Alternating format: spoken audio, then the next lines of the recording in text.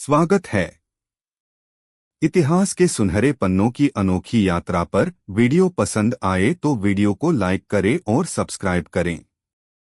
श्लोक -4 सांख्ययोगो पृथक बालाः प्रवदन्ति न पंडिताः एकम्प्यास्थितः समयगुभ्योर्विन्दते फलम्। अनुवाद। बेसमझ लोग सांख्य योग और कर्मयोग को अलग अलग फल वाले कहते हैं, न कि पंडित जन, क्योंकि इन दोनों में से एक साधन में भी अच्छी तरह से स्थित मनुष्य दोनों के फलरूप परमात्मा को प्राप्त कर लेता है। बालक अर्थात बाल बुद्धि के लोग सांख्य, संन्यास और योग को परस्पर भिन्न समझते हैं। किसी एक में भी समय प्रकार से स्थित हुआ पुरुष दोनों के फल को प्राप्त कर लेता है। टिप्पणी 5.4 व्याख्या सांख्ययोगो पृथक बालाः प्रवदन्ति न पंडिताः। इसी अध्याय के पहले श्लोक में अर्जुन ने कर्मों का स्वरूप से त्याग करके तत्वदर्शी महापुरुष के पास जाकर ज्ञान प्राप्त करने के साधन को कर्मसन्यास नाम से कहा है। भगवान ने भी दूसरे श्लोक में अपने सिद्धांत की मुख्यता रखते हुए उसे संन्यास और कर्मसन्यास नाम से कहा है। अब उस साधन को भगवान यहाँ सांख्य नाम से कहते हैं। भगवान शरीर शरीरी के भेद विचार करके स्वरूप में स्थित होने को सांख्य कहते हैं। भगवान के मत में संन्यास और सांख्य पर्यायवाची हैं, जिसमें कर्मों का स्वरूप से त्याग करने की आवश्यकता नहीं है। अर्जुन जिसे कर्मसन्यास नाम से कह रहे हैं, वह भी निःसंदेह भगवान के द्वारा कहे सांख्य का ही एक अवान्तर भेद है। कारण कि गुरु से सुनकर भी साधक शरीर शरीरी के भेद का ही विचार करता है। बालाह पद से भगवान यह कहते हैं कि आयु और बुद्धि में बड़े होकर भी जो सांख्य योग और कर्मयोग को अलग अलग फल वाले मानते हैं, वे बालक अर्थात बेसमझ ही हैं। जिन महापुरुषों ने सांख्य योग और कर्मयोग के तत्व को ठीक ठीक समझा है, वे ही पंडित अर्थात बुद्धिमान हैं। वे लोग दोनों को अलग अलग फल वाले नहीं कहते, क्योंकि वे दोनों साधनों की प्रणालियों को न देखकर उन दोनों के वास्तविक परिणाम को देखते हैं। साधन प्रणाली को देखते हुए स्वयं भगवान ने तीसरे अध्याय के तीसरे श्लोक में सांख्य योग और कर्मयोग को दो प्रकार का साधन स्वीकार किया है। दोनों की साधन प्रणाली तो अलग अलग है, पर साध्य अलग अलग नहीं है। एकम्प्यास्थितः समयगुभ्योर्विन्दते फलम। गीता में जगह जगह सांख्य योग और कर्मयोग का परमात्म प्राप्ति रूप फल एक ही बताया गया है। 13वें अध्याय के 24वें श्लोक में दोनों साधनों से अपने आप में परमात्म तत्व का अनुभव होना बताया गया है। तीसरे अध्याय के 19वें श्लोक में कर्मयोगी के लिए परमात्मा की प्राप्ति बताई गई है और 12वें अध्याय के चौथे श्लोक में तथा 13वें अध्याय के 34वें श्लोक में ज्ञानयोगी के लिए परमात्मा की प्राप्ति बताई गई है। इस प्रकार भगवान के मत में दोनों साधन एक ही फल वाले हैं। 5 त्याग सकता है। जीवन में प्राप्त उपलब्धियों के लिए जगत में कितने ही व्यक्तियों एवं नियमों की अपेक्षा होती है। इसे समझकर ही हम अपने व्यक्तिगत योगदान की क्षुद्रता समझ सकते हैं और तभी हम अपने मिथ्या कर्तृत्व की धारणा को भी त्याग सकते हैं। केवल बालक अर्थात अपरिपक्व विचार के लोग ही सांख्य और योग में विरोध देखते हैं, जबकि बुद्धिमान पुरुष जो किसी एक मार्ग का अवलंबन दृढ़ता से करते हैं, दोनों मार्गों के समान प्रभाव को जानते हैं। यदि साधक के रूप में हम कर्तृत्व अभिमान अथवा फलासक्ति को त्यागते हैं, तो हमें एक ही लक्ष्य प्राप्त होता है। एक के ही समयक अनुष्ठान से दोनों के फल की प्राप्ति कैसे होगी? उत्तर में कहते हैं। श्लोक 5 यत्सांख्यः प्राप्यते स्थान तद्योगैरपि गम्यते एकं सांख्यं च योगं च यः पश्यति स पश्यति। अनुवाद। सांख्ययोगियों के द्वारा जो तत्व प्राप्त किया जाता है, कर्मयोगियों के द्वारा भी वही प्राप्त किया जाता है। अतः जो मनुष्य सांख्ययोग और कर्मयोग को फलरूप में एक देखता है, वही ठीक देखता है। जो स्थान ज्ञानियों द्वारा प्राप्त किया जाता है, उसी स्थान पर कर्मयोगी भी पहुंचते हैं। इसलिए जो पुरुष सांख्य और योग को फलरूप से एक ही देखता है वही वास्तव में देखता है।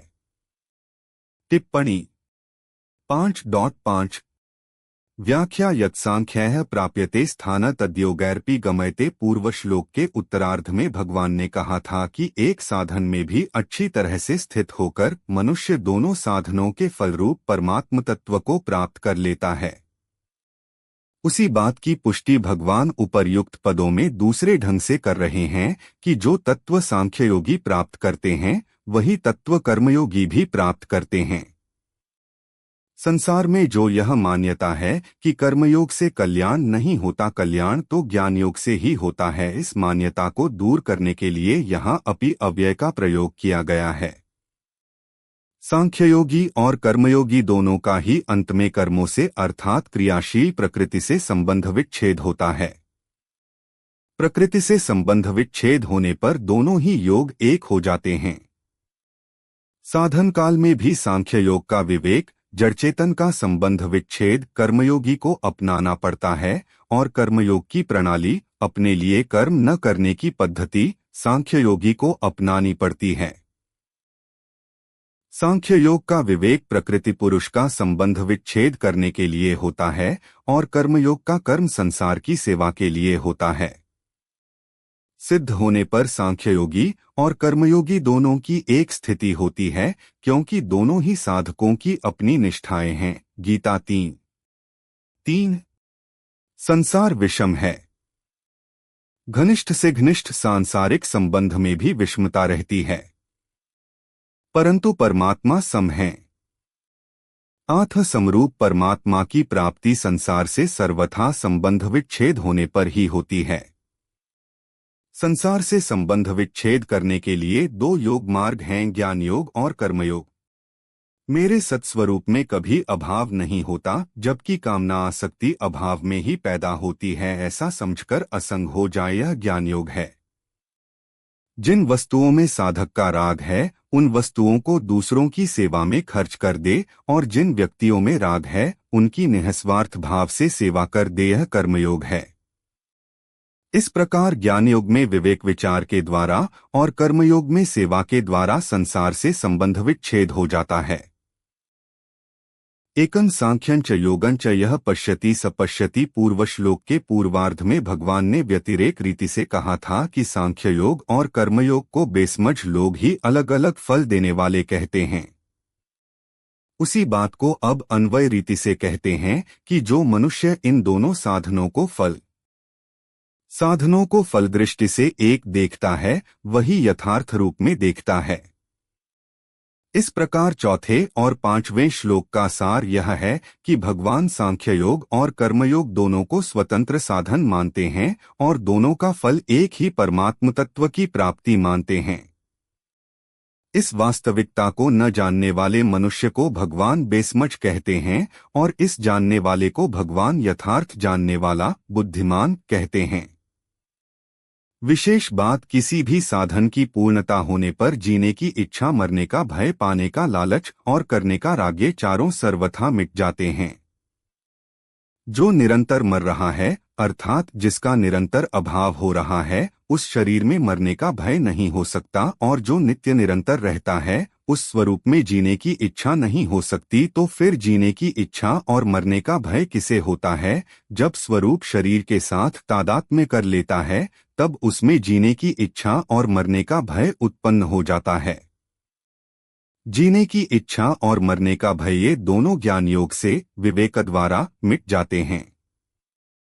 पाने की इच्छा उसमें होती है जिसमें कोई अभाव होता है। अपना स्वरूप भावरूप है, उसमें कभी अभाव नहीं हो सकता, इसलिए स्वरूप में कभी पाने की इच्छा नहीं होती। पाने की इच्छा न होने से उसमें कभी करने का राग उत्पन्न नहीं होता। स्वयं भावरूप होते हुए भी जब स्वरूप अभावरूप शरीर के साथ तादात्म्य कर लेता है तब उसे अपने में अभाव प्रतीत होने लग जाता है, जिससे उसमें पाने की इच्छा उत्पन्न हो जाती है और पाने की इच्छा से करने का राग उत्पन्न हो जाता है। पाने की इच्छा और करने का राग ये दोनों कर्मयोग से मिट जाते हैं। ज्ञानयोग और कर्मयोग इन दोनों साधनों में से किसी एक साधन की पूर्णता होने पर जीने की इच्छा, मरने का भय, पाने का लालच और करने का राग, ये चारों सर्वथा मिट जाते हैं। संबंध इसी अध्याय के दूसरे श्लोक में भगवान ने संन्यास, सांख्य योग की अपेक्षा कर्मयोग को श्रेष्ठ बताया। अब उसी बात को दूसरे प्रकार से कहते हैं। 5.5 यहाँ भगवान का स्पष्ट वचन है कि सांख्य और योग दोनों का लक्ष्य एक ही है, इसलिए एक के अनुष्ठान से दोनों के फल को प्राप्त होने की बात कही गई है। इस प्रकार इन दोनों को फल रूप से एक समझने वाले पुरुष ही यथार्थ में वेदों में प्रतिपादित सत्य के ज्ञाता है। पश्यन्ति अर्थात देखते हैं, इस शब्द का प्रयोग उसके शास्त्रीय अर्थ में किया गया है, जिसके कारण नेत्र इंद्रिय के द्वारा किसी बाह्य वस्तु का दर्शन यहाँ अभिप्रेत नहीं है। अद्वैत तत्वज्ञान के सिद्धांतानुसार आत्मा के स्वयं दृष्टा होने से उसका दृश्य रूप में दर्शन कभी नहीं हो सकता। दृष्टा के द्वारा दृष्टा का ही यह अनुभव है। देखते हैं शब्द का प्रयोग मात्र यह दर्शाने के लिए है कि इस आत्मतत्व का अनुभव उतना ही स्पष्ट और संदेहरहित हो सकता है जितना कि बाह्य स्थूल पदार्थ का दर्शन। इस प्रकार इन दोनों के संश्लेषण करने का अर्थ यह नहीं है कि इनका मिश्रण किया गया है। क्रम से योग तथा सांख्य का अनुष्ठान अपेक्षित है। इन दोनों को हम एक ही मान सकते हैं, क्योंकि कर्मयोग से चित्तशुद्धि प्राप्त होकर सांख्य अर्थात ध्यान के द्वारा हम परम तत्व का साक्षात अनुभव कर सकते हैं। सभी साधकों को इस बात का ध्यान रखना चाहिए कि योग और सांख्य का अनुष्ठान क्रम से करना है, न कि युगपत। कर्मयोग का लक्ष्य संन्यास किस प्रकार है सुनो। श्लोक 6 संन्यासस्तु महाबाहो दुःखमाप्तुं योगतः योगयुक्तो मुनिर्ब्रह्म न चिरेणाधिगच्छति। अनुवाद टिप्पणी प 0286 परंतु हे महाबाहो कर्मयोग के बिना संन्यास सिद्ध होना कठिन है। मननशील कर्मयोगी शीघ्र ही ब्रह्म को प्राप्त हो जाता है। परंतु हे महाबाहो योग के बिना संन्यास प्राप्त होना कठिन है। योगयुक्त मननशील पुरुष परमात्मा को शीघ्र ही प्राप्त होता है। टिप्पणी 5.6 व्याख्या संन्यासस्तु महाबाहो दुःखमाप्तुं योगतः सांख्य योग की सफलता के लिए कर्मयोग का साधन करना आवश्यक है, क्योंकि उसके बिना सांख्य योग की सिद्धि कठिनता से होती है।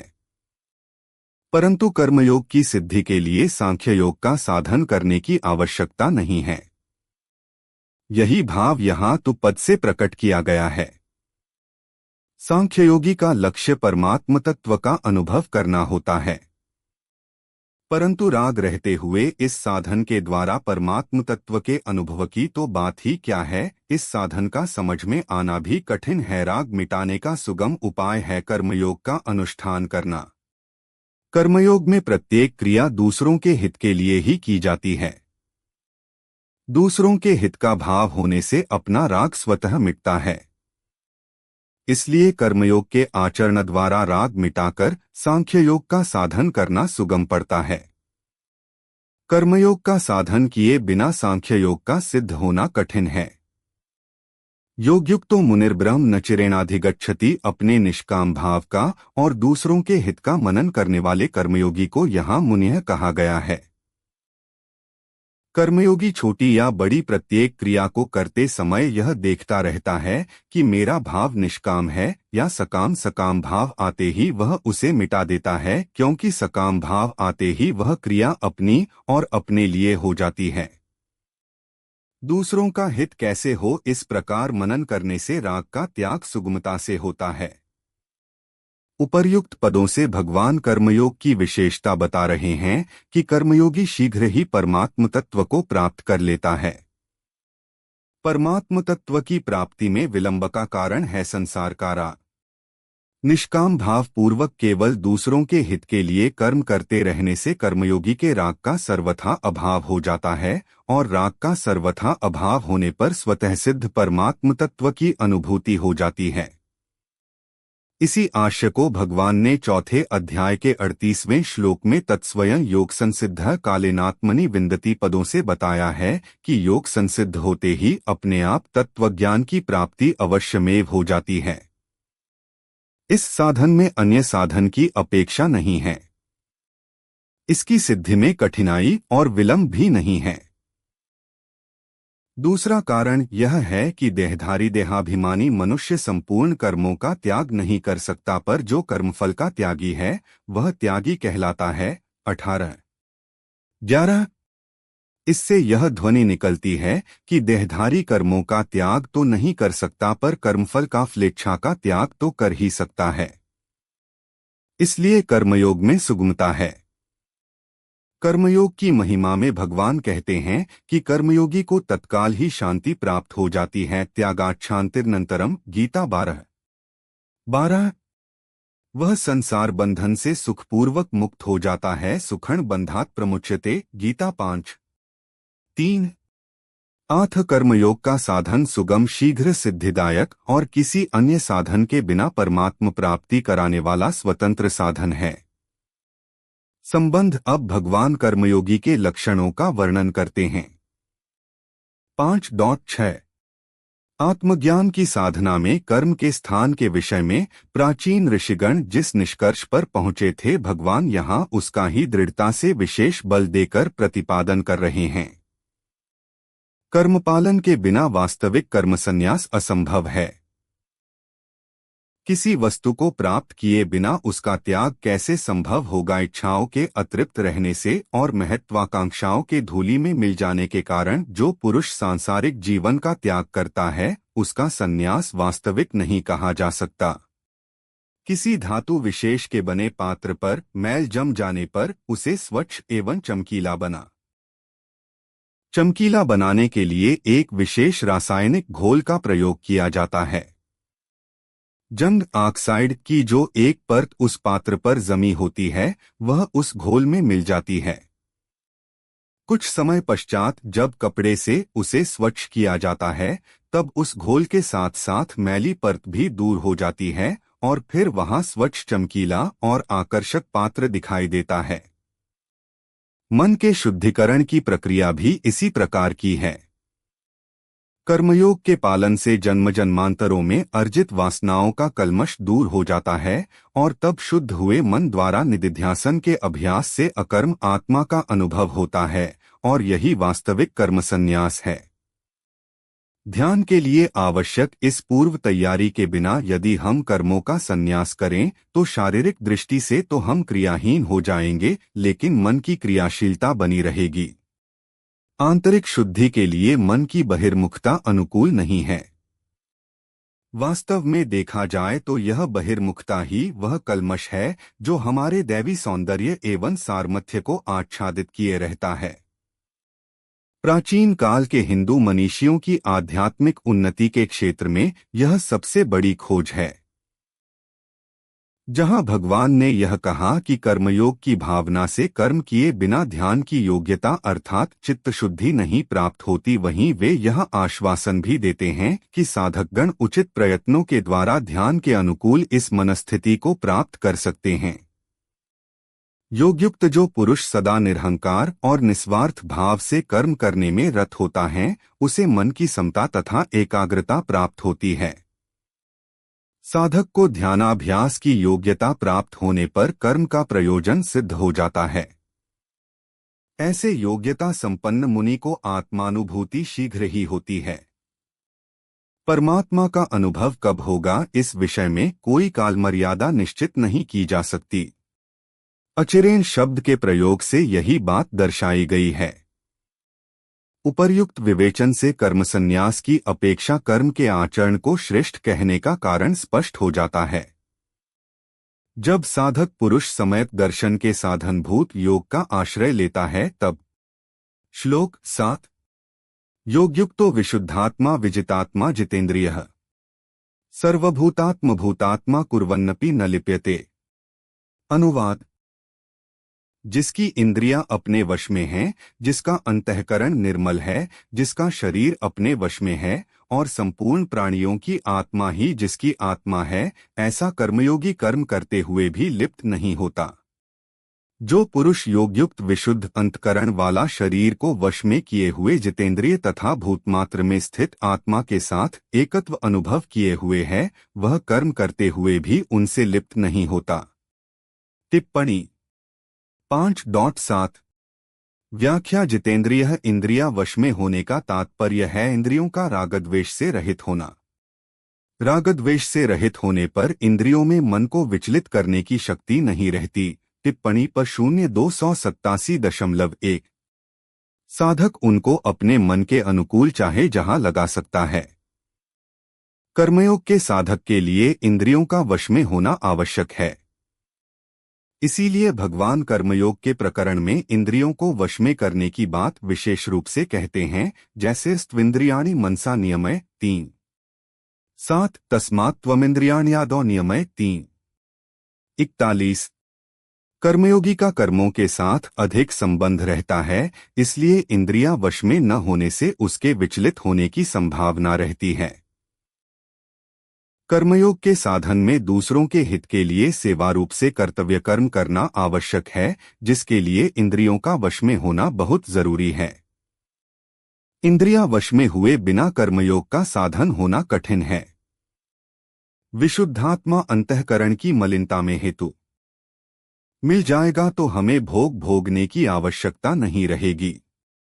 दुहखी को देखकर दुहखी होने से संग्रह करने की इच्छा मिट जाती है, क्योंकि अपना दुहख मिटाने के लिए जिन वस्तुओं का हम संग्रह करते हैं और व्यय करते हैं, वे स्वतः दूसरों का दुहख दूर करने में लग जाएंगी। जैसे अपने पर कोई दुहख आने से हम उसे दूर करने की चेष्टा करते हैं, ऐसे ही दूसरों को दुहखी देखकर अपनी शक्ति के अनुसार उनका दुहख दूर करने की चेष्टा होने लगेगी। प्रसन्नता और करुणा में एक विलक्षण रस है। वह रस क्रिया और पदार्थ से संबंध विच्छेद करके जीव को परमात्म स्वरूप नित्य रस के साथ अभिन्न करा देता है। योगयुक्त जितेंद्रिय विशुद्धात्मा विजितात्मा और सर्वभूतात्म भूतात्मा इन चार पूर्वोक्त लक्षणों से युक्त जो कर्मयोगी है, उसे ही यहाँ योगयुक्त कहा गया है। साधन में स्वाभाविक प्रवृत्ति न होने में कारण है उद्देश्य और रुचि में भिन्नता। जब तक अंतःकरण में संसार का महत्व है, तब तक उद्देश्य और रुचि का संघर्ष प्रायः मिटता नहीं। उद्देश्य अविनाशी परमात्मा का होता है और रुचि प्रायः नाशवान संसार के प्राणी पदार्थ परिस्थिति आदि की होती है। उद्देश्य और रुचि अभिन्न हो जाने पर साधन स्वतः तेजी से होने लगता है। यहाँ योगयुक्त पद ऐसे कर्मयोगी के लिए आया है जिसका उद्देश्य और रुचि अभिन्न हो गई है, अर्थात उद्देश्य और रुचि दोनों एक परमात्मा में ही हो गए हैं। उत्पन्न और नष्ट होने वाला फल किंचन मात्र भी न चाहे तभी कर्मयोग होता है। फल और उद्देश्य दोनों भिन्न भिन्न होते हैं। कर्मयोगी में फल की इच्छा तो नहीं होती, पर उद्देश्य अवश्य होता है। कर्मयोगी का उद्देश्य वही होता है जो सबको मिल सकता है और सदा साथ रहता है। जो किसी को मिलता है, किसी को नहीं मिलता, और कभी रहता है, कभी नहीं रहता, वह उसका उद्देश्य नहीं होता है। इस दृष्टि से उद्देश्य सदा परमात्म तत्व का ही होता है। परमात्म तत्व किसी कर्म अभ्यास आदि का फल नहीं है। फल उत्पन्न और नष्ट होने वाला होता है, पर परमात्मा नित्य रहते हैं। उत्पन्न और नष्ट होने वाली वस्तु को कर्मयोगी चाहता ही नहीं, क्योंकि उसकी चाहना ही परमात्म प्राप्ति में बाधक है। एकमात्र परमात्मा का ही उद्देश्य होने से कर्मयोगी को योगयुक्त कहा गया है। यहाँ जिसे योगयुक्त कहा गया है, उसे ही छठे अध्याय के चौथे श्लोक में योगारूढ़ कहा गया है। कुर्वन्नपि न लिप्यते कर्मयोगी कर्म करते हुए भी कर्मों से नहीं बंधता। कर्मों के बंधन में हेतु हैं कर्मों के प्रति ममता, कर्मों के फल की इच्छा, कर्मजन्य सुख की इच्छा तथा उसका भोग और कर्तृत्वाभिमान। टिप्पणी पर 0289 सारांश में कर्मों से कुछ न कुछ पाने की इच्छा ही बंधन में कारण है। किंचन मात्र भी पाने की इच्छा न होने के कारण कर्मयोगी कर्म करते हुए भी उनसे बंधता नहीं, अर्थात उसके कर्म अकर्म हो जाते हैं। सांख्ययोगी तो गुणा गुणेषु वर्तन्ते, गीता 3:28 गुण ही गुणों में बरत रहे हैं, ऐसा मानकर कर्मों से नहीं बंधता, पर कर्मयोगी परहित के लिए कर्म करते हुए भी कर्मों से नहीं बंधता। केवल दूसरों के लिए कर्म किए जाने से उसके कर्म भी गुणा गुणेषु वर्तन्ते की तरह ही हो जाते हैं। यहाँ अपि पद में एक भाव यह भी है कि कर्मयोगी कर्म करते समय तो निर्लिप्त है ही, कर्म न करते समय भी वह निर्लिप्त है। गीता 4:18 उसका कर्म करने अथवा न करने से कोई प्रयोजन नहीं रहता। गीता 3:18 वह सदा ही निर्लिप्त रहता है। तात्पर्य है कि सांख्ययोगी जड़ता का त्याग करके चिन्मयता के साथ अपनी एकता मानता है, और कर्मयोगी अपने कहलाने वाले शरीर मन इंद्रिया आदि की संसार के साथ एकता मानता है, अर्थात पदार्थ शरीर मन इंद्रिया आदि को और उनकी क्रिया। मलिनता में हेतु है सांसारिक पदार्थों का महत्व। जहाँ पदार्थों का महत्व रहता है वहीं उनकी कामनाएं रहती हैं। साधक निष्काम तभी होता है जब उसके अंतःकरण में सांसारिक पदार्थों का महत्व नहीं रहता।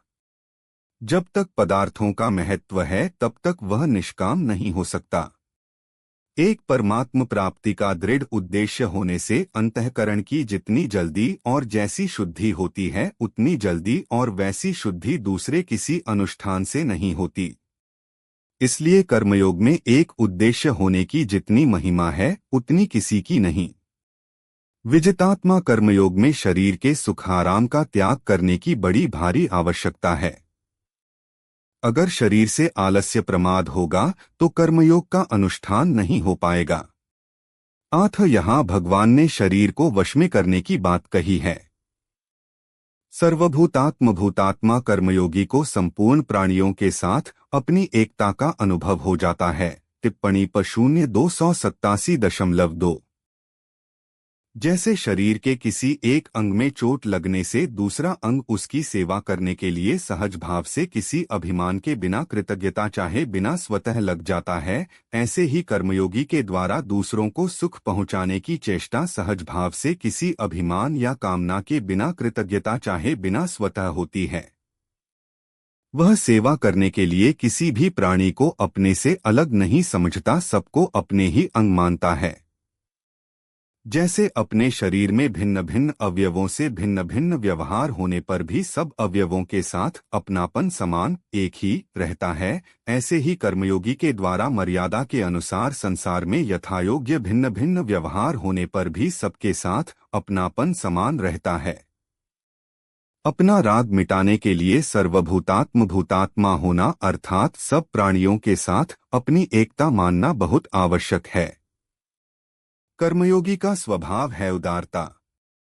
सर्वभूतात्म भूतात्मा हुए बिना उदारता नहीं आती। विशेष बात क्रिया और पदार्थ के साथ हम निरंतर नहीं रह सकते और वे हमारे साथ निरंतर नहीं रह सकते। कारण यह है कि क्रिया और पदार्थ में निरंतर परिवर्तन होता है, पर हमारे में स्वरूप से कभी परिवर्तन नहीं होता। इसलिए क्रिया और पदार्थ निरंतर हमारा त्याग कर रहे हैं। हम भी इनका त्याग करके ही मुक्ति पा सकते हैं, परम शांति पा सकते हैं। इनके साथ रहकर हम मुक्ति परम शांति नहीं पा सकते, क्योंकि इनके साथ रहने का हमारा स्वभाव नहीं है और हमारे साथ रहने का इनका स्वभाव नहीं है। इसलिए क्रिया और पदार्थ को दूसरों की सेवा में लगाना है। दूसरों की सेवा में लगाना हमारी महत्ता नहीं है, प्रत्युत वास्तविकता है। जो वास्तविकता होती है वह सहज होती है, अर्थात उसमें परिश्रम और अभिमान नहीं होता। अवास्तविकता में ही परिश्रम और अभिमान होता है। क्रिया और पदार्थ दूसरों की सेवा में तभी लग सकते हैं जब हमारे में उदारता आ जाए। यहाँ ध्यान देने की बात है कि उदारता हमारा स्वरूप है। टिप्पणी प 0:288 इसलिए उदारता में न तो धन खर्च करने की आवश्यकता है और न परिश्रम करने की आवश्यकता है। आवश्यकता केवल इसी बात की है कि हम सुखी को देखकर प्रसन्न हो जाएं और दुखी को देखकर करुणित दयालु हो जाएं। हृदय में यह करुणा पैदा हो जाए कि यह सुखी कैसे हो, सुखी को देखकर ऐसा भाव हो जाए कि सभी सुखी हो जाए और दुखी को देखकर ऐसा भाव हो जाए कि कोई दुखी न रहे। भगवान ने भोग और संग्रह को साधन में बाधक बताया है। गीता 2:44। सुखी को देखकर प्रसन्न होने से भोग भोगने की इच्छा मिट जाती है, क्योंकि भोग भोगने में जो सुख मिलता है वह सुख हमें दूसरों को सुखी देखकर विशेषता से मिल जाएगा, तो हमें भोग भोगने की आवश्यकता नहीं रहेगी। दुखी को देखकर दुखी होने से संग्रह करने की इच्छा मिट जाती है। उनकी क्रियाओं को अपनी नहीं मानता, किंतु उनको संसार की और संसार के लिए ही मानता है। कर्मयोगी जब पदार्थ मन बुद्धि आदि को और उनकी क्रियाओं को केवल संसार की ही मानता है, तो फिर उनके द्वारा किसी का हित हो गया, किसी को सुख पहुंचा, किसी का उपकार हो गया, तो वह मैंने किया, मेरे द्वारा ऐसा हुआ, ऐसा कैसे मान सकता है? नहीं मान सकता। इसलिए वह कर्म करता हुआ भी करता नहीं होता, अर्थात कर्मों से लिप्त नहीं होता। संबंध कर्मों के होने के विषय में कर्मयोगी की बात कहकर अब भगवान आगे के 2 श्लोकों में सांख्य योग के साधन की बात कहते हैं। 5.7 पूर्व श्लोक में संक्षेप में वर्णन है कि कर्मयोग पालन करने पर चित्त शुद्धि प्राप्त होकर साधक ध्यानाभ्यास की सहायता से ब्रह्मा को प्राप्त कर लेता है। वर्तमान की परिच्छिन्नता एवं बंधनों को तोड़कर अनंत स्वरूप की प्राप्ति के प्रयत्न में जो आंतरिक परिवर्तन साधक में होता है, उसका युक्तियुक्त विस्तृत विवेचन इस श्लोक में किया गया है। कर्मयोग से युक्त पुरुष अंतकरण की शुद्धि प्राप्त करता है, जिसका अर्थ है अधिक से अधिक मन की आंतरिक शांति। मन का कम से कम क्षुब्ध होना उसकी शुद्धि का द्योतक है। इसे ही दूसरे शब्दों में कहते हैं वासनाओं का क्षीण होना। विक्षेप की कारण रूप वासनाओं का क्षय होने पर स्वाभाविक रूप से वह पुरुष संतुलित बन जाता है। ऐसे शुद्धांतकरण संपन्न कर्मयोगी के लिए इंद्रियों पर संयम रखना बच्चों का खेल बन जाता है। वह स्वेच्छा से इंद्रियों को विषयों में प्रवृत्त कर सकता है और निवृत्त भी। जिस साधक को अपने शरीर, मन एवं बुद्धि पर पूर्ण संयम है, वह ध्यान की सर्वोच्च साधना के लिए योग्यतम है। निदिध्यासन में आने वाले मुख्य विघ्न ये ही हैं: वैश्विक प्रवृत्ति, मन के विक्षेप एवं अतृप्त इच्छाएं। एक बार इन श्रृंखलाओं को तोड़ देने पर ध्यान सहज और सुलभ बन जाता है। फिर साधक को आत्मा का साक्षात अनुभव तत्काल और उसकी संपूर्णता में होता है। आत्मानुभूति आंशिक रूप में नहीं हो सकती। यदि साधक केवल स्वयं को दिव्य और शुद्ध स्वरूप अनुभव करे और अन्यों को नहीं, तो उसका अनुभव वास्तविक और प्रामाणिक नहीं कहा जा सकता। सम्यक दर्शन को प्राप्त हुए पुरुष के लिए तो शुद्ध आत्मा सर्वत्र एवं समस्त कालों में व्याप्त है। इस आध्यात्मिक दृष्टि से जगत को देखने पर उसे सर्वत्र संपूर्ण प्राणियों में नित्य आत्मा का ही दर्शन होता है। ऐसे ज्ञानी पुरुष को ही यहाँ सर्वभूतात्मा कहा गया है, जिसका अर्थ है वह पुरुष जिसकी आत्मा ही सर्वभूतों की आत्मा है। जब एक तरंग अपने वास्तविक समुद्र स्वरूप को पहचान लेती है, तब ज्ञान में स्थित उस तरंग के लिए कोई भी अन्य तरंग समुद्र से भिन्न नहीं हो सकती। आत्मानुभूति में स्थित हुआ पुरुष जब जगत में कर्म करता है, तब वे कर्म वासना के रूप में प्रतिफल उत्पन्न नहीं करते। कर्मफलों का बंधन केवल अहंकार को ही हो सकता है, और ज्ञानी पुरुष में उसी का अभाव होने के कारण कर्म उसे किस प्रकार लिप्त कर सकते हैं। प्रवाहित जल पर लिखने के समान ही ज्ञानी पुरुष के कर्म उसके